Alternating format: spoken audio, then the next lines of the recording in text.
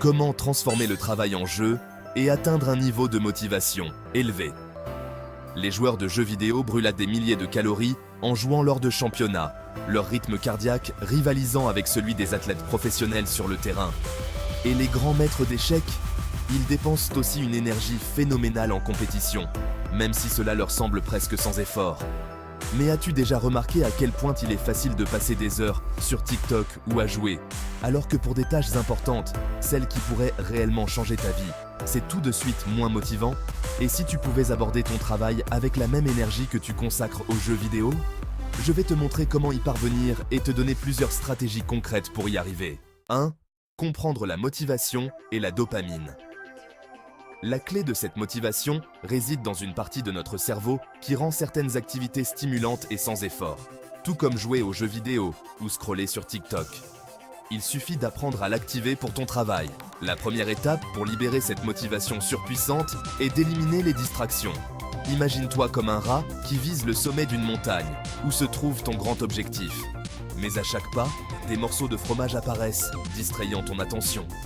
Que se passerait-il ? Eh bien, le rat serait constamment tenté de dévier du chemin pour grignoter ce fromage. Ces distractions, ces doses de dopamine qui viennent de nos téléphones et des réseaux sociaux ralentissent notre progression. 2. La puissance de l'environnement et des distractions. Les chercheurs ont même prouvé que les distractions peuvent de nous ralentir jusqu'à 4 fois plus. Ton cerveau, lorsqu'il change sans cesse de tâche, perd du temps à se réorienter. La première étape, donc, pour te mettre dans un état de concentration maximale, est de supprimer toutes les distractions. Pense aux gamers, ils brûlent des milliers de calories, ne réalisant même pas l'effort qu'ils fournissent, parce qu'ils sont absorbés. Leur motivation est de nature intrinsèque, ils aiment ce qu'ils font. Ils ne le font pas pour le résultat, mais pour le processus même. 3. La motivation intrinsèque versus extrinsèque. Les experts ont constaté qu'il y a deux types de motivation. La motivation extrinsèque, où on est motivé par le résultat final, et la motivation intrinsèque, où on est motivé par l'activité elle-même. Pour atteindre ce niveau, il faut modifier ses objectifs, ne vise pas seulement le résultat, mais plutôt à devenir la personne capable d'atteindre ce résultat. Ainsi, tu trouveras de la satisfaction dans chaque étape, même les plus difficiles. Pourquoi sommes-nous plus attirés par TikTok que par notre travail? C'est une question de dopamine. TikTok libère des doses instantanées de plaisir dans notre cerveau, et c'est ce qui rend l'utilisation de cette application si addictive.